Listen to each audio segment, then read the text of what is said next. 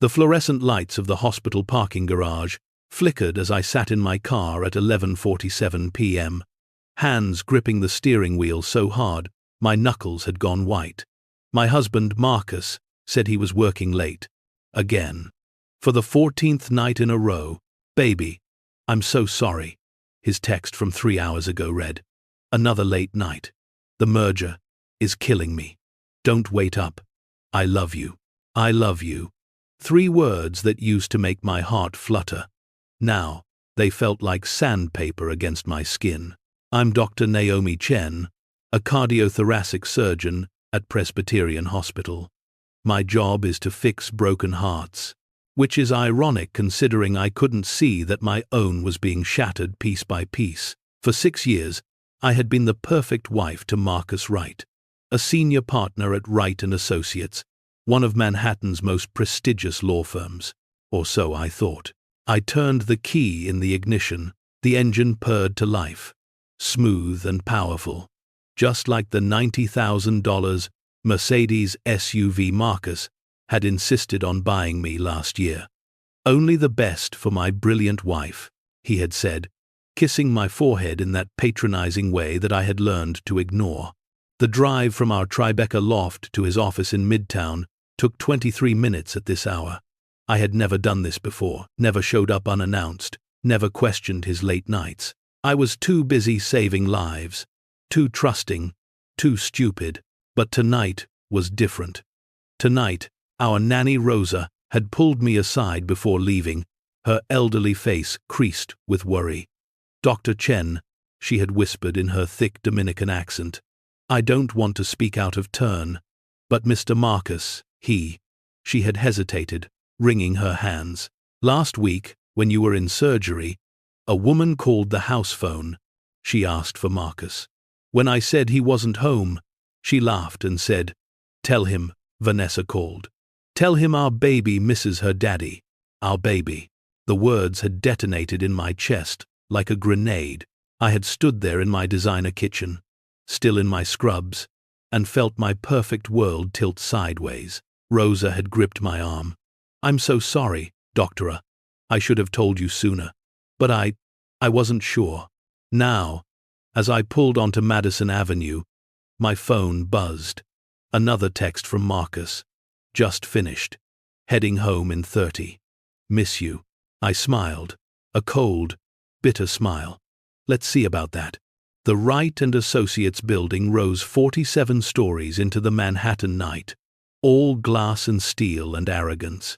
I had been here countless times, for firm events, holiday parties, celebrations. When Marcus made partner, everyone knew me. Everyone respected Dr. Naomi Chen, the brilliant surgeon married to the brilliant lawyer. I parked across the street in a spot with a perfect view of the building's entrance. The lobby was dark, except for the security desk. I checked the time. 12:03 a.m. 30 minutes, he'd said. Let's see if he was actually in that building. I didn't have to wait long. At 12:11 a.m., the revolving doors spun, and Marcus emerged. But he wasn't alone. A woman walked beside him, her hand tucked into the crook of his arm, with the casual intimacy of someone who had done it 1,000 times before. She was young, maybe 27, 28, with long dark hair that cascaded down her back. She wore a pencil skirt and a silk blouse that probably cost more than most people's monthly rent. But it wasn't her expensive clothes that made my blood turn to ice. It was the way Marcus looked at her. He was smiling. That genuine, unguarded smile I used to think was reserved only for me. He said something, and she threw her head back and laughed, the sound carrying across the empty street. Then she stumbled slightly in her heels, and he caught her, his hand going to her waist to steady her. That hand lingered. Before I continue, please hit that like button and subscribe to the channel. Drop a comment telling me where you're watching from. I love hearing from you, and if this story resonates with you, share it with someone who needs to hear it. They stood there on the sidewalk, and I watched as she turned to face him. She said something, standing on her tiptoes to whisper in his ear. Marcus laughed, and then, God help me, then he leaned down and kissed her. Not a peck, not a friendly goodbye. A real kiss, deep and passionate, right there on Madison Avenue at midnight.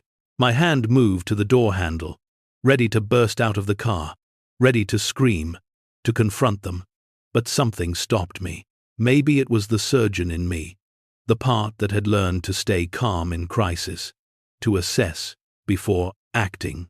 Or maybe it was something darker, colder, a voice in my head that whispered, "Wait, watch, gather your evidence."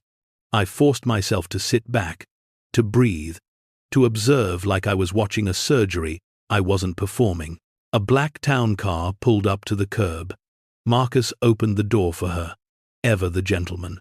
She slid in, and before the door closed, she pulled him in for another kiss. Then the car drove away, and Marcus stood there on the sidewalk, his hand running through his hair in that gesture I knew so well. He pulled out his phone. Mine buzzed a second later. "Just leaving now. See you soon, baby." Liar. Marcus hailed a cab, not unusual, since he often took cabs home from work. But instead of heading downtown toward our loft, the cab turned uptown. I followed, keeping 2 cars between us. My hands were steady on the wheel. My breathing was controlled. I felt nothing. I had gone into surgery mode, where emotion was a luxury I couldn't afford. The cab stopped at a luxury high-rise on the Upper East Side. Marcus got out, paid the driver, and walked into the building like he owned it. The doorman greeted him with a smile and a nod, no questions asked. He was expected. I parked and watched. Waited. 15 minutes passed. Then 30. At 1 a.m., a light turned on in a window on the 18th floor. I couldn't see inside, but I didn't need to. I knew. My phone buzzed again. "Marcus, home safe. You must be asleep. Sweet dreams, my love." I looked up at that illuminated window and finally allowed myself to feel. The rage came first, hot and sharp, followed by a wave of nausea so intense I thought I might vomit. But beneath it all was something else, a cold, calculating clarity. I had spent 6 years building Marcus Wright's life.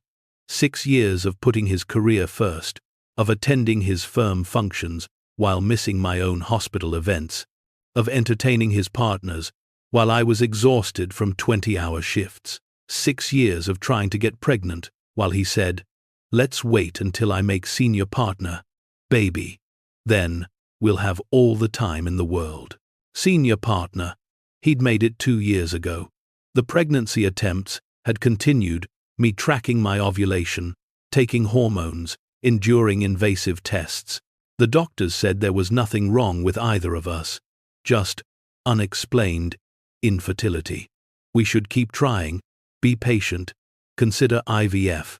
Now, sitting in my car at 1 in the morning, staring up at another woman's apartment, I wondered how much of that infertility was explained by the fact that my husband was obviously fucking someone else. Our baby misses her daddy. I pressed my hands to my mouth to keep from screaming. Then I did what I do best. I made a plan. The apartment building had a name on the awning, the Eldridge. I took a photo. I took photos of everything: the entrance, the address, the doorman, the lit window on the 18th floor. Then I opened my contacts and scrolled to a name I hadn't called in years. Detective James Morrison, NYPD, retired. James had been a patient of mine 3 years ago. I had saved his life after a heart attack nearly killed him on the job. He had told me then, with tears in his eyes, "Doc, if you ever need anything, you call me. I don't care what it is. I owe you my life." It was 1:15 a.m., but I called anyway. He answered on the 3rd ring, his voice rough with sleep. "Dr. Chen, is everything okay?" "James," I said, my voice surprisingly steady. "I need your help. I need a private investigator. The best one you know. Someone who can work fast and stay quiet." There was a pause. Then, "Give me 10 minutes." True to his word, 10 minutes later, my phone rang with an unknown number. A woman's voice, crisp and professional. "Dr. Chen, my name is Rebecca Martinez. Detective Morrison says, you need help. My husband is cheating on me," I said, the words tasting like ash in my mouth. "I need proof. I need everything. I need it documented, dated, photographed. I need to know who she is, how long it's been going on, where they meet, how often. I need his financial records checked for any hidden accounts or unusual spending, and I need it done yesterday. Consider it done," Rebecca said. "I'll need some information from you, and I'll need a retainer. My services aren't cheap. Money isn't a problem." And it wasn't. I had my own accounts, my own savings, money I had set aside from my salary, investments I had made, a trust fund from my parents. Money Marcus knew nothing about, because he had always insisted on handling our finances while I focused on my career. How convenient for him. We talked for 20 minutes. I gave her everything: Marcus's full name, his firm, his schedule, his habits. I told her about the phone call Rosa had overheard. I sent her the photos I had just taken. By 1:45 a.m., Rebecca Martinez was on the case. "Dr. Chen," she said, before hanging up, "I've done this for 15 years. In my experience, it's usually worse than the client thinks. Are you prepared for that?" "I'm a surgeon," I replied. "I cut open people's chests and hold their hearts in my hands. I can handle whatever you find."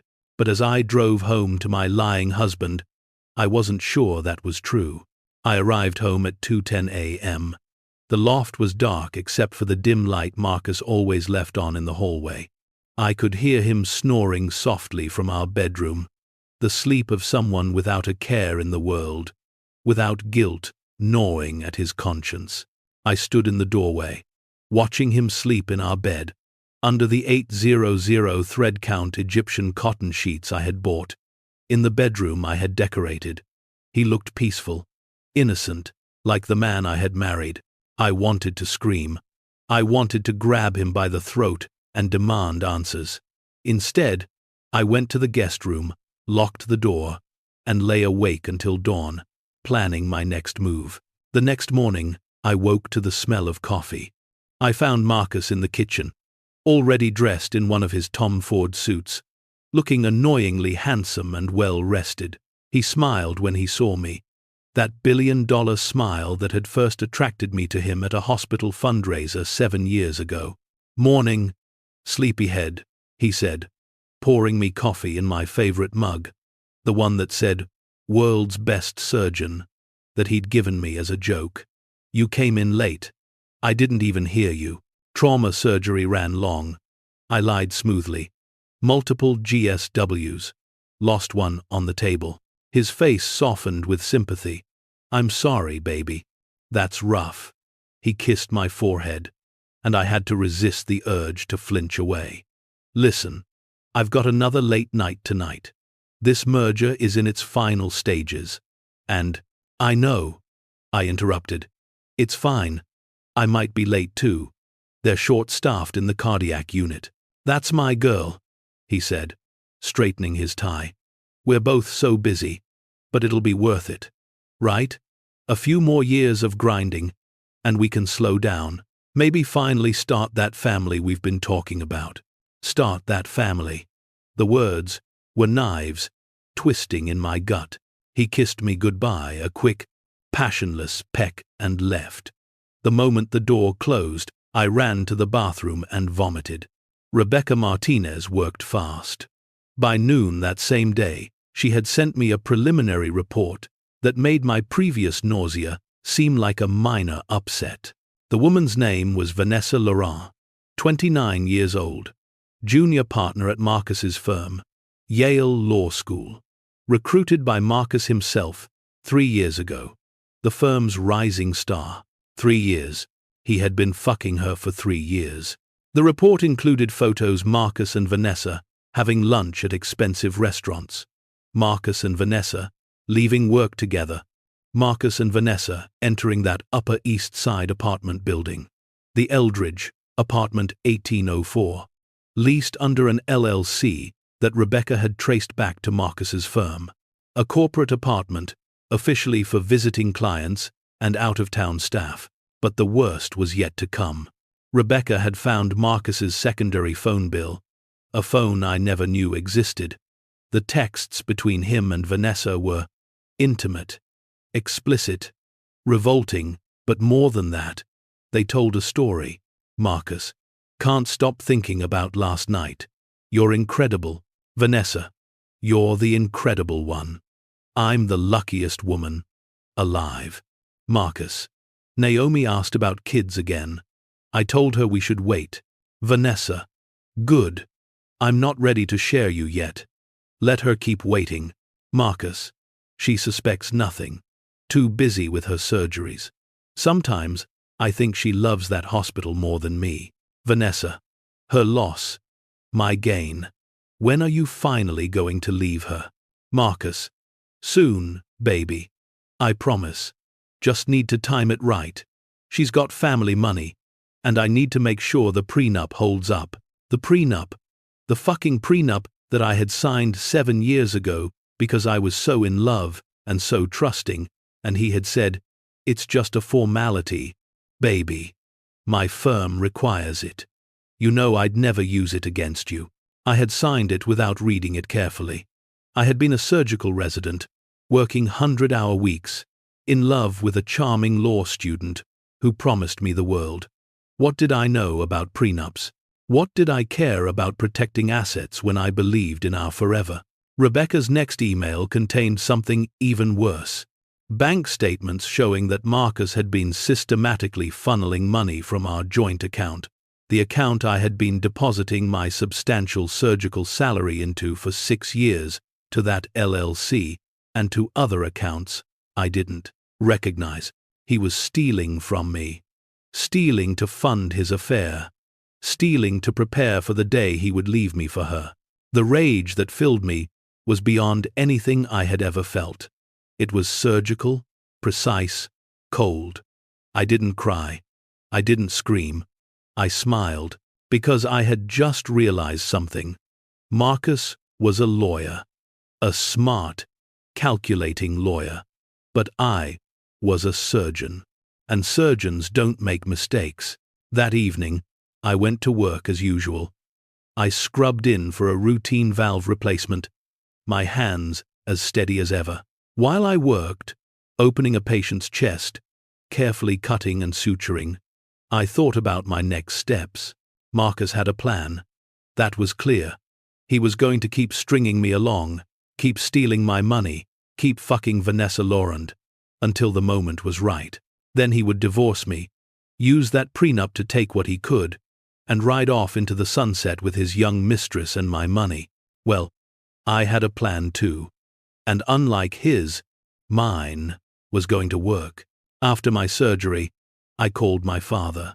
Dr. David Chen was 72 years old, semi-retired from his career as one of the most respected malpractice attorneys in New York. He had always liked Marcus, had welcomed him into the family. This call was going to break his heart. But I needed his help. Naomi, his familiar voice came over the line. Everything all right, sweetheart? Dad, I said, my voice finally cracking. I need you. Marcus is cheating on me, and I need to destroy him. There was a long silence. Then, I'll be at your hospital in 20 minutes. Don't sign anything. Don't say anything to him. And don't make any moves until we talk. My father arrived with his own lawyer, in tow Patricia Kim, a divorce attorney so notorious that people called her the Piranha. She had a reputation for eviscerating unfaithful spouses and leaving them with nothing but their regrets.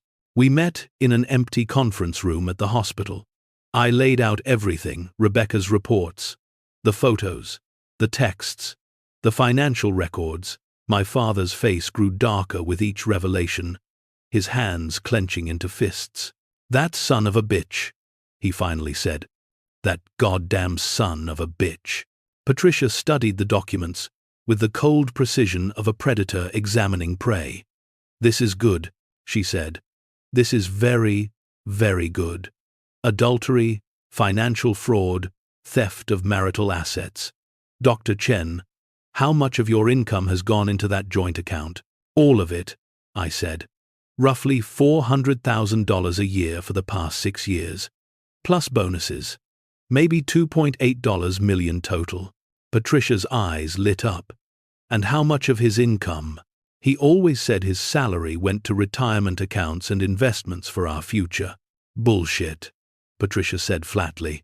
"Based on these bank statements, he's been diverting your money to fund an affair while keeping his own salary untouched. That's not just adultery. That's financial abuse and theft." "The prenup," I said. "He made me sign a prenup. Let me see it." I pulled it up on my phone. I had finally read it cover to cover the night before. It stated that in the event of divorce, we would each keep our separate property and split marital assets 50/50. It seemed straightforward. Patricia read it and laughed. Actually, laughed. "Oh, Marcus Wright is going to regret this. Do you know what invalidates a prenup in New York?" I shook my head. "Fraud, duress, or unconscionability. And guess what? A prenup that doesn't include full financial disclosure is considered fraudulent." "Did Marcus disclose all his assets when you signed this?" I thought back. "No. He just said it was standard, that we were both entering the marriage with minimal assets as students. But that wasn't true, was it? Let me guess, his family had money. The firm he works at now. His father's firm, right?" I felt my stomach drop. "Yes, Wright Associates. His father founded it. So Marcus Wright came into the marriage with a trust fund, family connections, and a guaranteed position at a prestigious firm. But he failed to disclose any of that when he had you sign this prenup while you were an overworked surgical resident. That's fraud, Dr. Chen.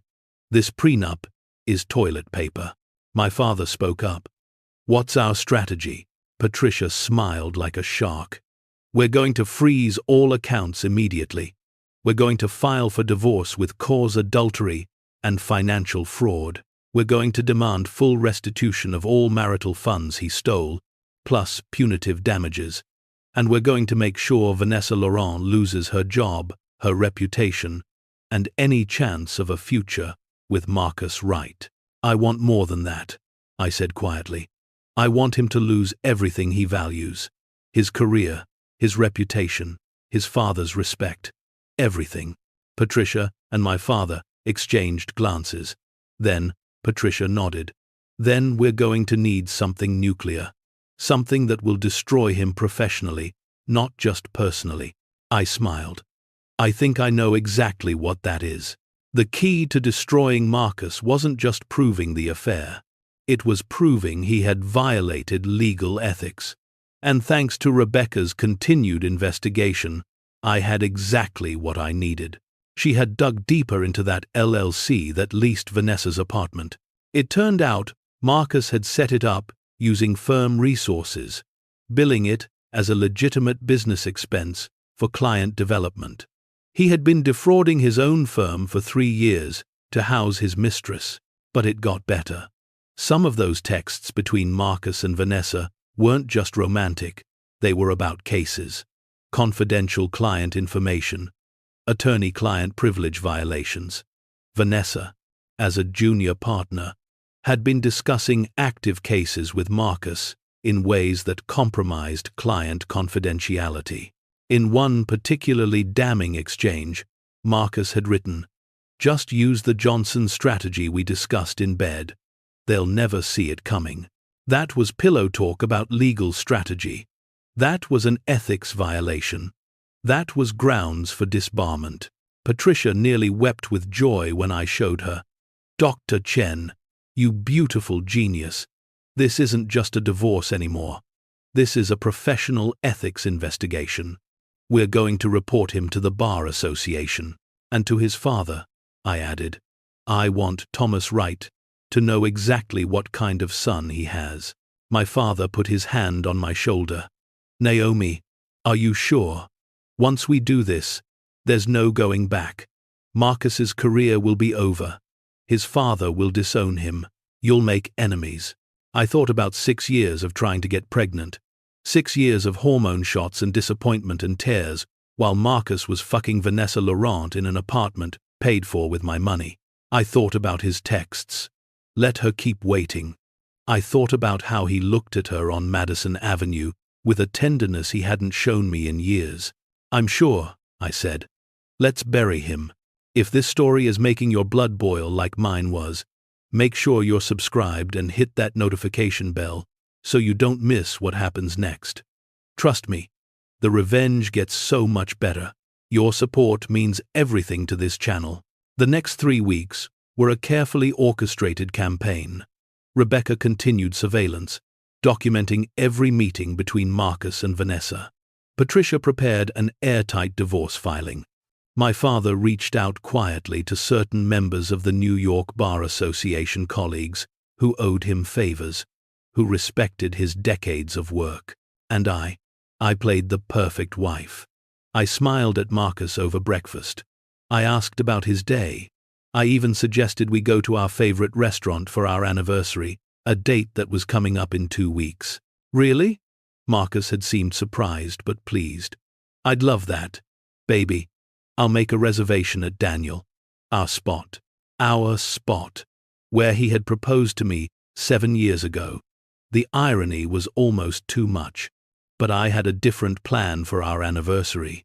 The trap was set for Friday, October 13th, our 7th wedding anniversary. Rebecca had confirmed that Marcus and Vanessa had plans to meet at the apartment that night at 8 p.m. The same time, Marcus had told me he had an unavoidable work dinner. I had arranged something special. That morning, I woke up and got ready for work as usual. Marcus was already gone an early meeting. His calendar had said.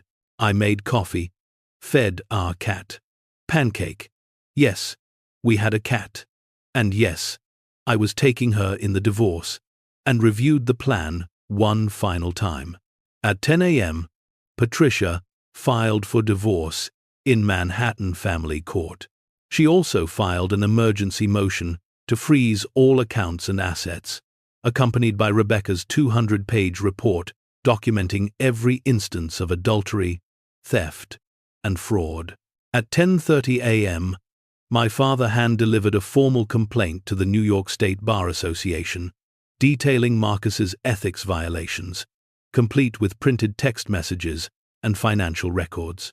At 11 a.m., an anonymous source sent a comprehensive dossier to Thomas Wright, Marcus's father, and the founding partner of Wright Associates. The dossier included everything: the affair, the stolen money, the ethics violations, and a particularly lovely photo of Marcus kissing Vanessa on the steps of the office building. By noon, Manhattan was buzzing. The legal community is small and gossipy, and word spread fast. Marcus Wright, golden boy of Wright Associates, was being divorced for cause. Marcus Wright was under investigation by the Bar Association. Marcus Wright had been fucking a junior partner and stealing from both his wife and his firm. Marcus called me at 12:47 p.m. I was in the middle of a consultation, so I let it go to voicemail. He called again at 1:15, again at 1:30. By 2 p.m., I had 15 missed calls and a dozen increasingly frantic texts. Marcus, what the fuck did you do? Marcus. Naomi, answer your fucking phone. Marcus, this is insane. You're ruining my life over a misunderstanding. Marcus, my father just fired me from my own family's firm. Marcus, the Bar Association is investigating me. Do you know what you've done? Marcus, call me now. I smiled at my phone and texted back a single sentence. See you at home tonight. We need to talk. I didn't go straight home after work. Instead, I went to the Eldridge.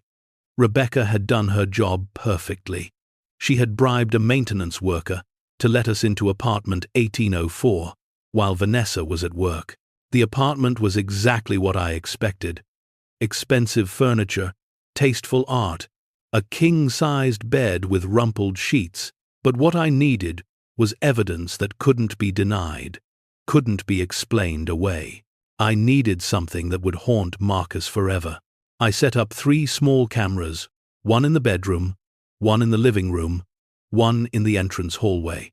They were motion-activated, would record directly to a cloud server, and were virtually invisible. Then I left, making sure everything was exactly as I had found it. I arrived home at 7:30 p.m. Marcus was already there, pacing in the living room like a caged animal. He looked terrible. His tie was loose, his hair disheveled, his eyes wild with panic and rage. "Naomi," he said when I walked in, "thank God. We need to talk. This whole thing is a huge mistake." I set down my bag and looked at him calmly. Is it a mistake that you've been sleeping with Vanessa Laurent for 3 years? Is it a mistake that you stole almost $3 million from our joint account? Is it a mistake that you've been running an illegal corporate expense account to house your mistress? His face went pale. How did you? I'm not stupid, Marcus. I'm a surgeon. I'm methodical. I'm thorough. And once I suspected something was wrong, I investigated. I walked past him to the bar cart and poured myself a glass of wine. Would you like to hear what I found? Naomi, please. His voice cracked. Let me explain. Vanessa, she seduced me. I was weak, but it's over now. I'll end it. We can get past this. We can go to counseling. I laughed. Actually laughed. Counseling? Marcus, you texted her yesterday morning. You told her you couldn't wait to see her tonight at 8 p.m. That's in 23 minutes, by the way. He went completely white. You've been monitoring my phone? Not me, but I know people who can. Now, let's talk about what happens next. I sat down on the couch, crossing my legs. You're going to give me everything I want in the divorce. The loft, your trust fund, full restitution of the $2.8 million you stole, plus another $1 million in punitive damages. You're going to admit to adultery in court. You're going to resign from the Bar Association before they disbar you. And you're going to disappear from my life forever. That's insane, he shouted. I'll fight you. I'll drag this out in court for years. No, you won't. I took a sip of wine. Because if you fight me, I'll make sure every sordid detail becomes public. Every text message, every photo, every ethics violation. Your father will die of shame. Your mother will never speak to you again. Vanessa will leave you, because who wants to be with a disbarred, broke, disgraced lawyer? You'll lose everything anyway, but it will be so much worse. You bitch, he hissed. You cold-hearted bitch. I learned from the best, I replied. You played the long game, Marcus. You thought you were so smart, but you forgot that I'm smarter. I'm richer, and I'm willing to burn everything down to make you pay for what you did to me. His phone buzzed. He looked at it automatically. A text from Vanessa. Where are you? I'm waiting. He looked up at me, and I smiled. You should go, I said. Don't keep her waiting. Oh, and Marcus, I hope you enjoy tonight. It's going to be your last night of freedom for a while. He stared at me, trying to find something to say. Finally, he grabbed his coat and left, slamming the door behind him. The moment he was gone, I pulled out my laptop and opened the cloud server connected to the cameras in apartment 1804. At 8:23 p.m., the bedroom camera activated.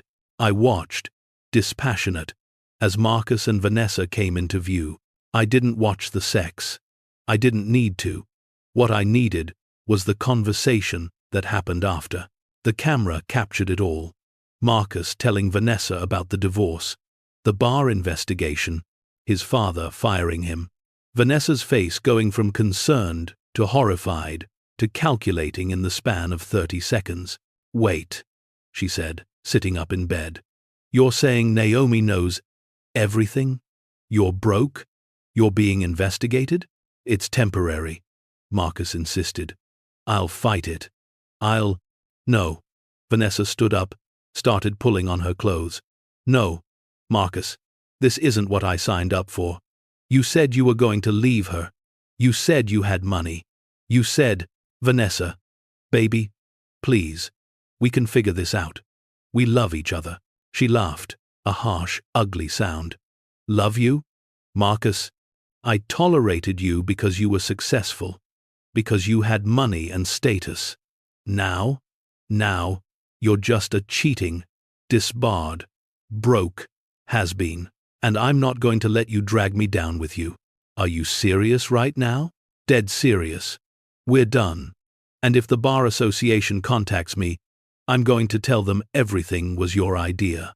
That you coerced me, used your position as a senior partner to manipulate me. I'll play the victim, and everyone will believe me, because they always believe the younger woman." The camera captured Marcus's face crumbling. It captured Vanessa walking out, leaving him alone in that apartment that I had paid for. Perfect. The divorce proceedings moved quickly.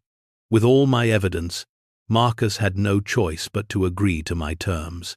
He signed over everything: the loft, his trust fund, which turned out to be worth $3.2 million, full restitution, and another $1 million in damages.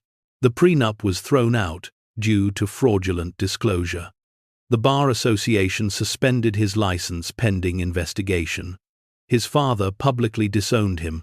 His mother, a society woman who cared more about reputation than anything else, refused to speak to him. Vanessa Laurent, true to her word, threw Marcus under the bus.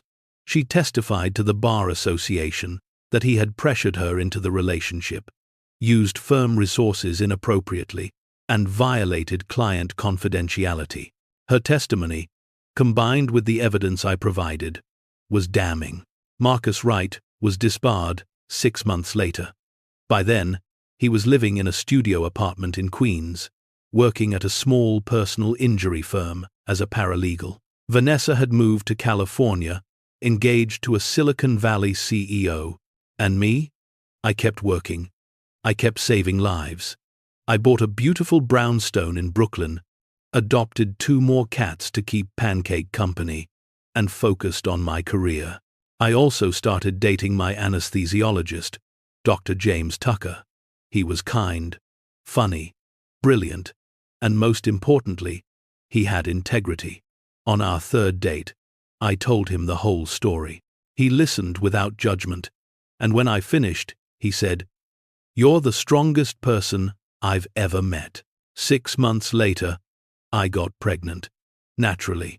Apparently, my infertility had been explained: stress, hormone imbalance from the trauma of Marcus's betrayal, and probably the fact that Marcus had been using protection with me while promising to try for a baby. My daughter, Emma Chen Tucker, was born on a warm spring morning. She had my eyes and James's smile.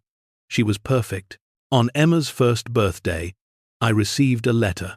It was from Marcus, forwarded through Patricia's office. I almost threw it away without reading it, but curiosity got the better of me. "Dear Naomi," it read, "I know I don't deserve your time or attention. I know what I did was unforgivable. I've spent the past 2 years in therapy, trying to understand why I destroyed the best thing in my life. I was arrogant, selfish, and cruel. You gave me everything, and I threw it away for an illusion. I'm writing because I heard you had a baby. Congratulations. You always wanted to be a mother, and I know you're an amazing one. I hope she has your strength and intelligence. I hope she never meets a man like I was. I'm not asking for forgiveness. I don't deserve it. I'm just asking you to know that I understand now what I lost. I understand that you were the extraordinary one, not me. I built my entire career on your sacrifice, your money, your support. Without you, I'm nothing. I always was. I hope you're happy. I hope you never think of me. I hope I fade from your memory like a bad dream. I'm sorry. For everything, Marcus. I read it once, then put it through the shredder. Then I went upstairs, where James was reading Goodnight Moon to Emma, and I kissed them both. Marcus was right about one thing. I rarely thought of him anymore. He had faded, not like a bad dream, but like a mistake that taught me exactly what I deserved.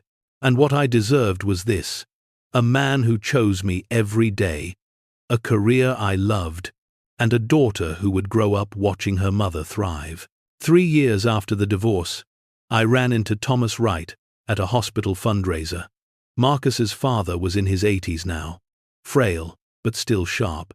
He approached me, and I braced myself for confrontation. Instead, he said, "Dr. Chen, may I speak with you?" Of course. He led me to a quiet corner. "I wanted to apologize," he said, "for my son, for not seeing what kind of man he had become. You showed more integrity in handling that situation than anyone in my family did in enabling him." "Thank you," I said, surprised. "I also wanted you to know that I rewrote my will. Marcus gets nothing. Everything goes to charity, and to his sister, who actually deserves it." He paused. "He's remarried, you know, to someone very like Vanessa. I give it 2 years before she realizes he's still nothing without someone else's money." I smiled. "That's not my problem anymore." "No," Thomas agreed. "It's not. You won, Dr. Chen. Completely. Today, I'm 42 years old, chief of cardiothoracic surgery at Presbyterian Hospital, married to a man who worships me, mother to a brilliant 8-year-old daughter and a rambunctious 5-year-old son. I never forgot what Marcus did to me, but I stopped letting it define me. I am Dr. Naomi Chen, and I rebuilt my life from the ashes of his betrayal into something more beautiful than I ever imagined possible. Marcus Wright is a cautionary tale I sometimes tell young residents. Choose your partner as carefully as you choose your career, because the wrong person can destroy you faster than any scalpel. They always nod, thinking they understand, but they don't. Not really. Not until they've held their own heart in their hands and realized someone else had been cutting it out, piece by piece, while smiling to their face. I hope they never have to learn that lesson the way I did. But if they do, I hope they remember, you are not what was done to you. You are what you do next. And what I did next was win. Emma's 8th birthday party was in full swing in our Brooklyn brownstones backyard, when my phone buzzed with a name I hadn't seen in 3 years. Detective Rebecca Martinez. "Dr. Chen." Her voice was urgent. "We need to talk. It's about Marcus." I stepped away from the bouncy castle where Emma and 15 screaming children were playing. "What about him?" "He's been arrested. Wire fraud, embezzlement from his current employer. But that's not why I'm calling." She paused. "During the investigation, they found something. Documents. About you." My blood went cold. "What kind of documents?" "A file. Detailed plans. He was plotting to." "Dr. Chen, I think you need to come to the precinct and bring your lawyer." Patricia Kim met me at the 19th precinct an hour later. Rebecca led us to a small conference room where a banker's box sat on the table, sealed with evidence tape. "We got a warrant for Marcus's current residence after his employer reported irregularities," Rebecca explained. "Found this hidden in a false bottom of his closet. He's been obsessed with you, Dr. Chen, documenting your routines, your schedule at the hospital, your daughter's school, your husband's movements." She opened the box. Inside were hundreds of printed photographs. Me leaving the hospital, me dropping Emma at school, me and James at dinner, Emma's birthday parties, our vacation photos downloaded from social media. There were detailed notes about my daily patterns, patient schedules, security protocols at the hospital, but worst of all was a handwritten journal, page after page of Marcus's deteriorating mental state. his rage, his plans. Patricia picked up the journal with gloved hands and read aloud. March 15th. Saw Naomi on 5th Avenue today. She was laughing. While I'm living in this shithole, working for pennies, she's living my life. The life I should have had. Her daughter should be my daughter. That house should be my house. She stole everything from me. I felt sick. That's insane. I didn't steal anything. I took back what was mine. Rebecca nodded grimly. It gets worse. April 3rd entry. I've been researching ways to discredit her at the hospital. Medical malpractice is hard to prove, but one well-placed anonymous complaint to the medical board. Some fabricated patient testimony. I still have friends who owe me favors. I can destroy her career the way she destroyed mine. He was planning to frame me for malpractice. My voice shook with rage. May 20th.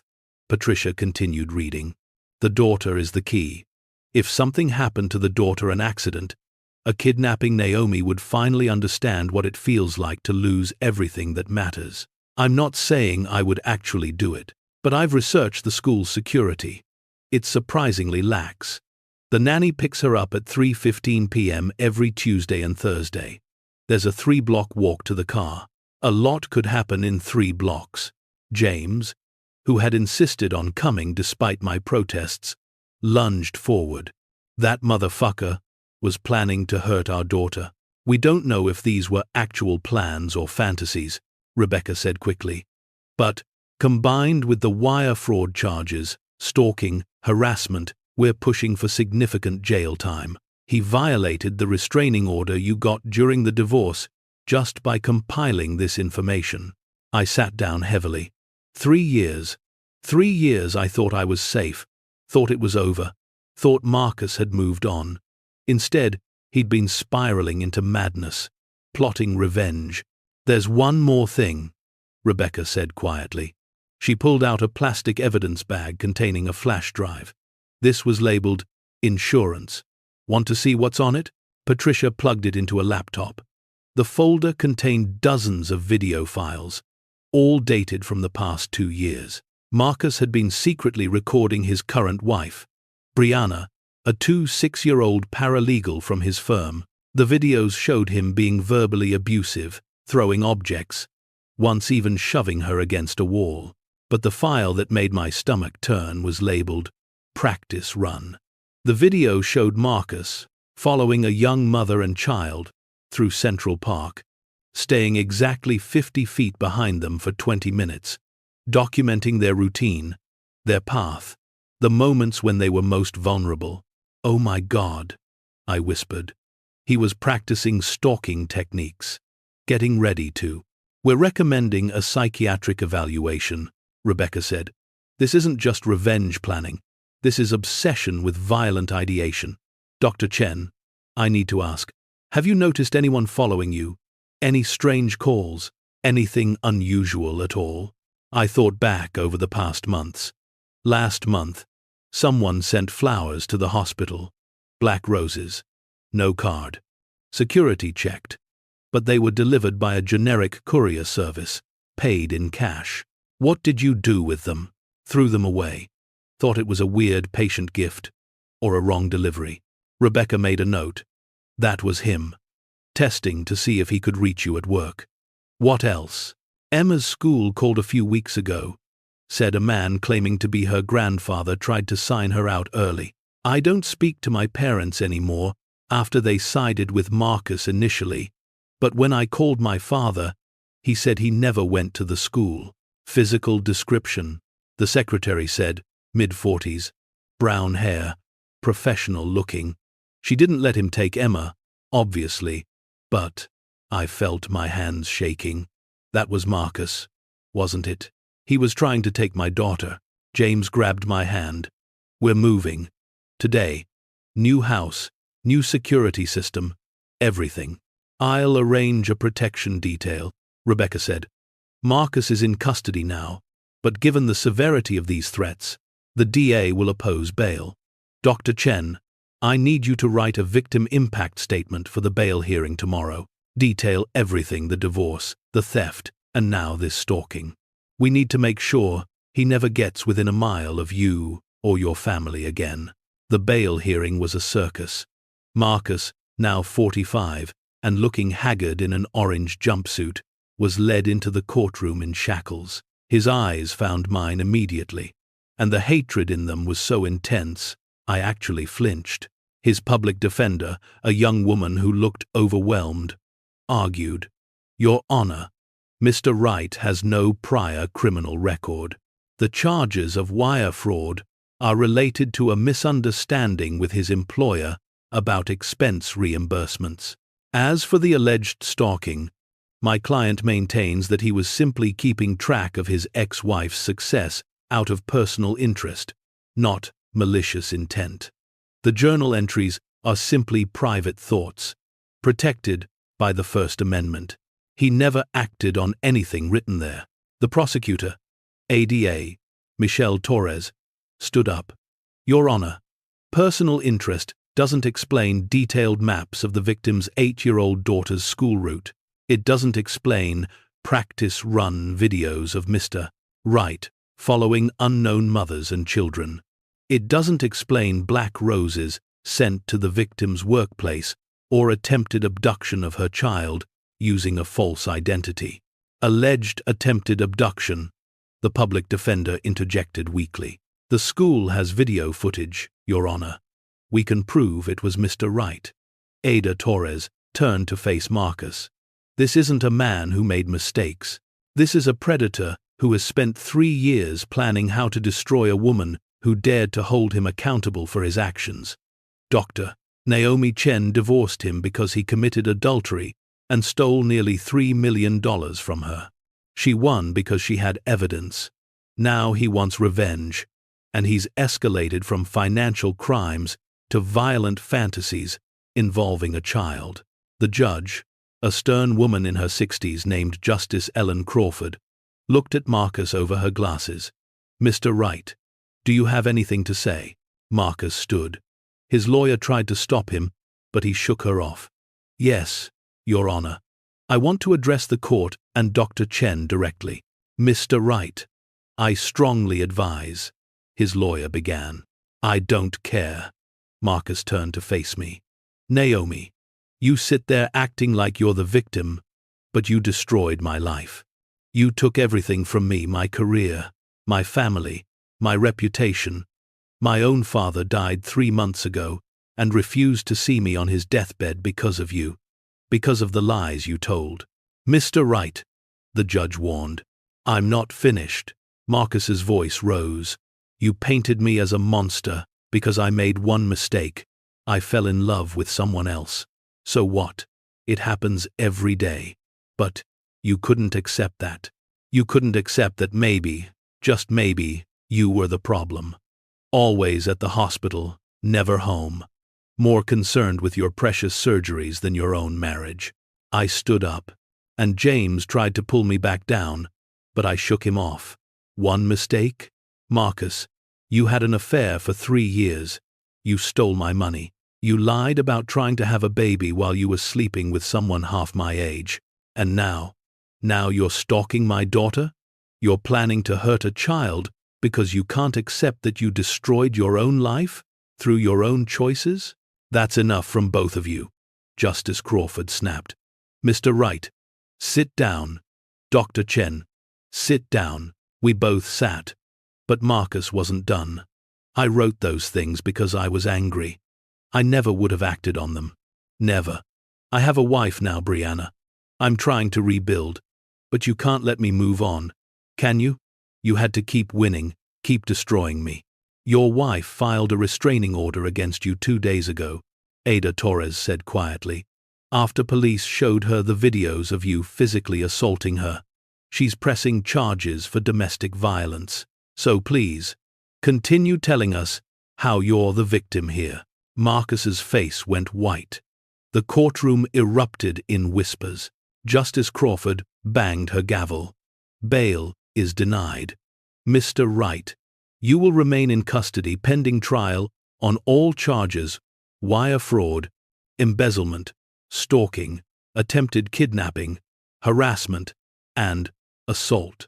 Given the evidence of escalating violent behavior and obsession with the victim, I'm also ordering a full psychiatric evaluation. Dr.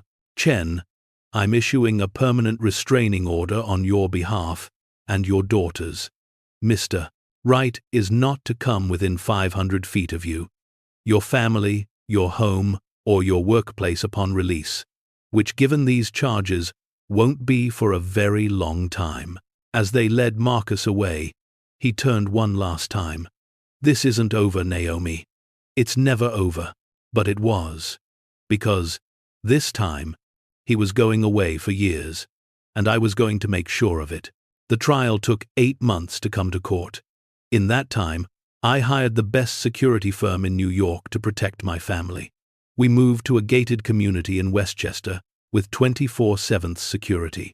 Emma changed schools to one with strict protocols and armed guards. I varied my routes to work. James started carrying a gun, licensed and legal. We lived in a state of hypervigilance that exhausted us all. Emma started having nightmares. My son, little David, was too young to understand why we suddenly had bodyguards, as he called them. James and I fought more than we ever had, the stress eating away at our marriage. But I refused to let Marcus win. I refused to let fear consume me. When the trial finally began, the prosecution's case was overwhelming. They had the journal, the photographs, the videos, the flash drive. They had testimony from Brianna about Marcus's abuse. They had testimony from the school secretary who identified Marcus as the man who tried to take Emma. They had my testimony about the years of theft and betrayal. Marcus's defense tried to paint him as a man who had suffered a mental breakdown, who was not criminally responsible for his actions. They brought in a psychiatrist who diagnosed him with narcissistic personality disorder and adjustment disorder with depressed mood. But the prosecution's psychiatrist countered that Marcus knew exactly what he was doing. He was methodical, organized, careful. He hid his surveillance materials. He used cash to avoid paper trails. He planned meticulously. This wasn't insanity, it was malice. The jury deliberated for 3 hours. When they came back, the forewoman read the verdict. Guilty on all counts. Marcus showed no emotion. He just stared straight ahead, his jaw clenched. At sentencing, Justice Crawford looked at him with undisguised disgust. Mr. Wright, you are a cautionary tale of what happens when privilege, entitlement, and narcissism collide with accountability. You believed you were above consequences. You believed your intelligence and your charm would always protect you. But Dr. Chen saw through you, and when she held you accountable, you couldn't accept it. She continued, "Your journal reveals not a man who made mistakes, but a man who believes he is owed the life he wants, regardless of who he hurts. You stole from your wife.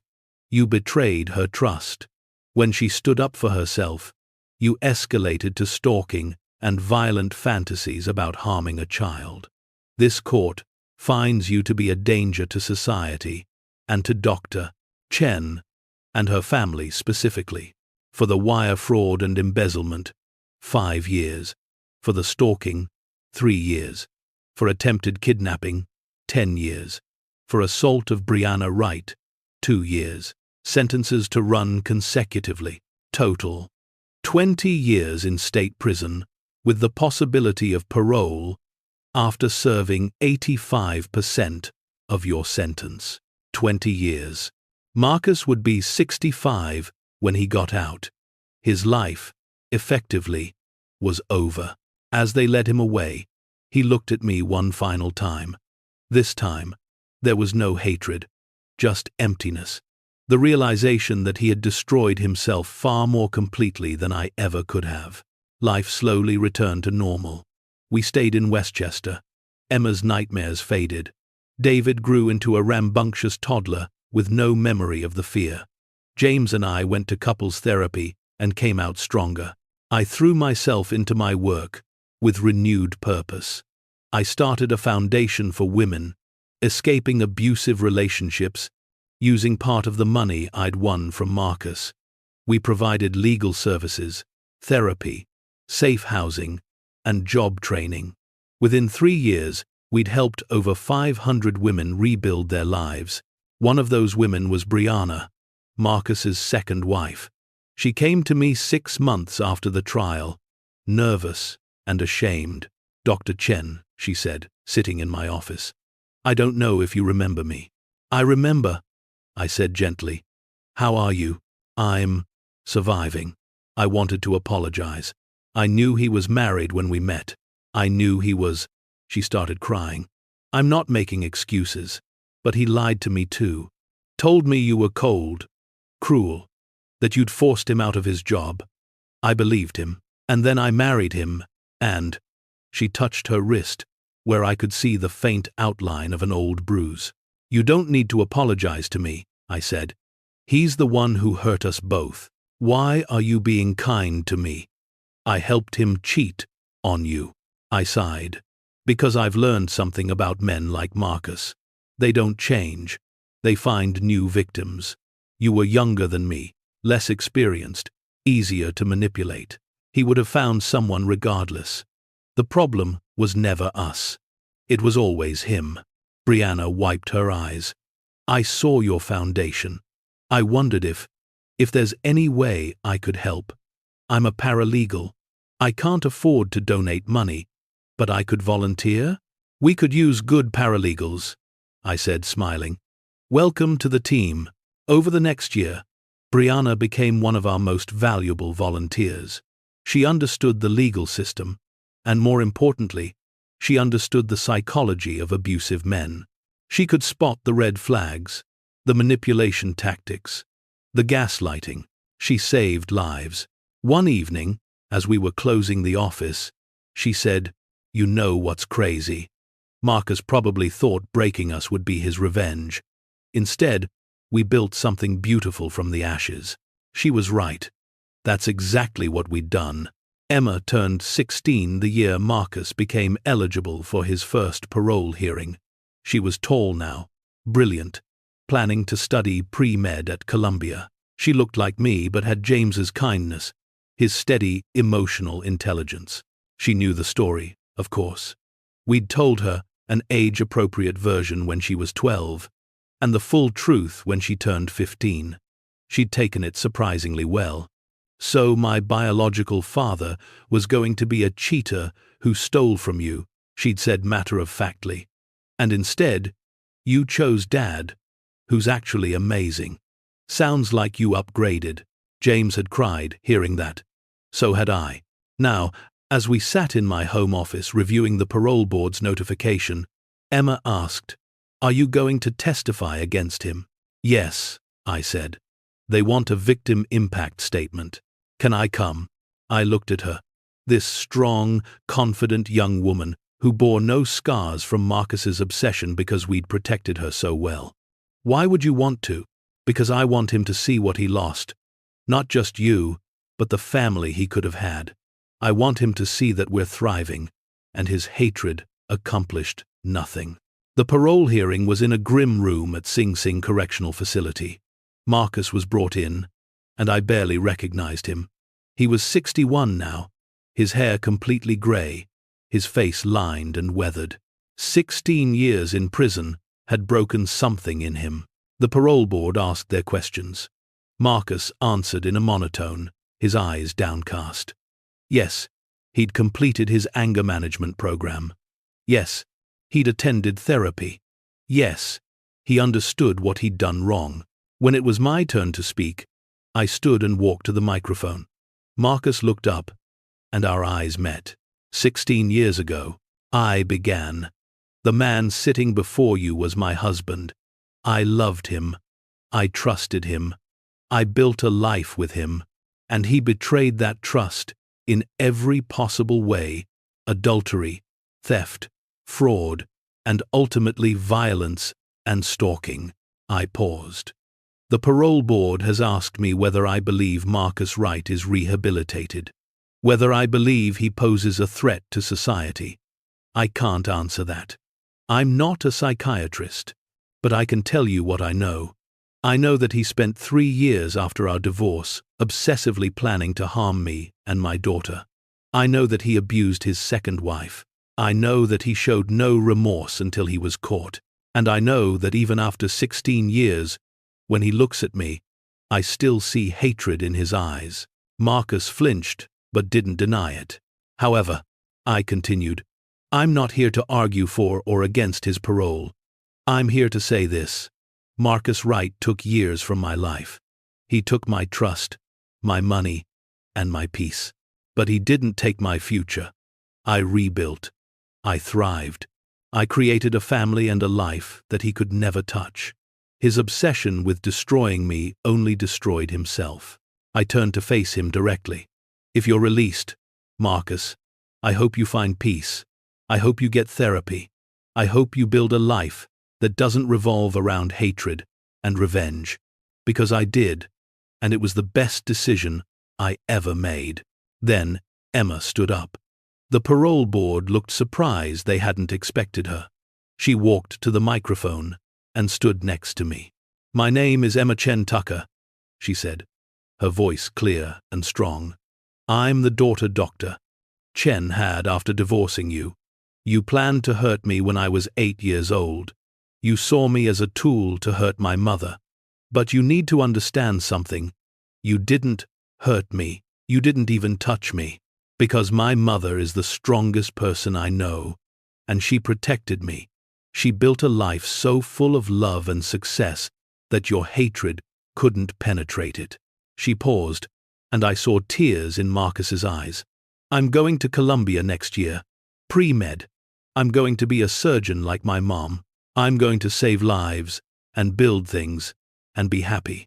And you're going to be a footnote in my family's history, a cautionary tale about what happens when you let bitterness consume you. Emma stepped back, and we left the room together. Marcus was denied parole. The board cited his lack of genuine remorse and the severity of his crimes. He'd be eligible again in 5 years, at which point he'd be 66 years old. I didn't attend the next hearing. Neither did Emma. We had moved on. By then, Emma was in medical school. David was at Yale studying law. Ironic, given Marcus's history, but David wanted to be a prosecutor, specializing in domestic violence cases. James had published a book about supporting spouses through trauma, and I had been named chief of surgery at Presbyterian, the youngest woman ever to hold the position. The foundation I'd started now had chapters in 12 cities. We'd helped over 5,000 women escape abusive relationships. Brianna ran the New York office full-time, her paralegal skills invaluable in navigating the legal system for victims. One afternoon, as I was reviewing surgical schedules, my secretary buzzed. Dr. Chen, there's a call for you. The person says, they're from Sing Sing. Something about Marcus Wright. My heart stopped. Put them through. Dr. Chen, this is Warden Patricia Gonzalez. I'm calling to inform you that Marcus Wright passed away this morning. Heart attack. It was sudden. I'm sorry for your loss. I didn't know what to say. Thank you for letting me know. I hung up and sat in silence. Marcus was dead. The man who had consumed so much of my emotional energy for nearly 2 decades was gone, and I felt nothing. No sadness, no relief, just emptiness. I called James. Marcus died. How do you feel? I don't know. Should I feel something? Only if you want to, James said gently. He was your past, Naomi. You don't owe him your grief. He was right. I didn't owe Marcus Wright anything anymore. The funeral was small. Marcus's mother had died years ago. His sister attended but didn't speak to me. Brianna came, not to mourn Marcus but to support me. Weird, right? She said as we stood at the graveside. Being here, very weird, I agreed. Do you ever wonder what would have happened if he'd just been honest? If he'd said, I'm not happy, I want a divorce, and handled it like an adult? Sometimes, I admitted, We probably could have had a peaceful split, shared custody if we'd had kids, stayed civil. But that required him to see me as a person, not a resource to be used. Do you think he ever understood what he did wrong? I looked at the casket. I don't know. And honestly, it doesn't matter anymore. We left without looking back. 25 years after my divorce from Marcus Wright, I sat in my office at Presbyterian Hospital, now retired, but still consulting on complex cases. Emma was a successful cardiothoracic surgeon herself, working 2 floors below me. David was a judge, appointed at 40, the youngest in New York history. James and I had just celebrated our 30th anniversary. A young resident knocked on my door. "Dr. Chen, there's a patient asking for you specifically. She says she's a victim of domestic violence, and she heard about your foundation. She wants your advice." I smiled. "Send her in." The woman who entered was young, maybe 30, with bruises poorly concealed under makeup. She reminded me of myself at that age, smart, accomplished, broken. "Dr. Chen," she said, her voice shaking, "my husband is a lawyer.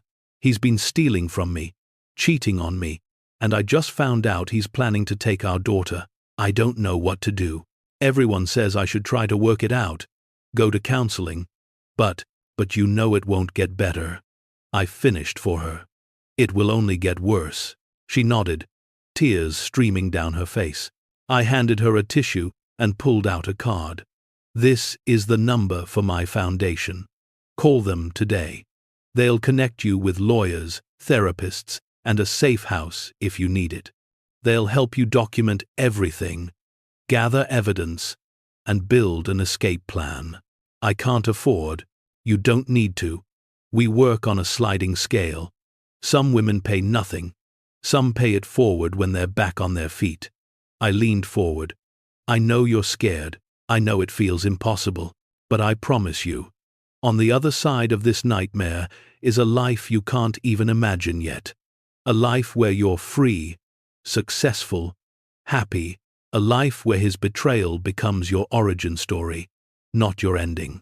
She wiped her eyes. Did something like this happen to you?" "Yes," I said. "And I won. You will too." After she left, I stood at my window overlooking Manhattan. Somewhere in this city were thousands of women facing what I'd faced: betrayal, theft, abuse, manipulation. But somewhere in this city were also thousands of women who had escaped, who had rebuilt, who had won. I had become one of them, and I had spent 25 years making sure others could too. Marcus Wright had tried to destroy me. Instead, he had forged me into something unbreakable. His betrayal had been the catalyst for the best parts of my life: my real marriage, my children, my purpose. If I could go back and tell my younger self, the one sitting in her car, outside Marcus's office at midnight, what I would say is this: you're about to enter hell, but you're going to walk through it, and you're going to come out the other side stronger than you ever imagined. His worst will bring out your best, and in the end, you won't just survive, you'll thrive. That's the truth they don't tell you about betrayal. Yes, it breaks you. But if you're brave enough, smart enough, strong enough, you can rebuild yourself into something extraordinary. You can take the shards of your broken life and forge them into armor. I did. And if you're reading this, if you're living through your own nightmare right now, know this: you can, too. The man who betrayed you, who stole from you, who tried to break you, he doesn't get to write your ending. You do. So write it well. Write it brilliantly. Write it as revenge. Because the best revenge isn't destruction. It's transcendence. It's becoming so successful, so happy, so fulfilled, that he becomes irrelevant. A ghost. A footnote.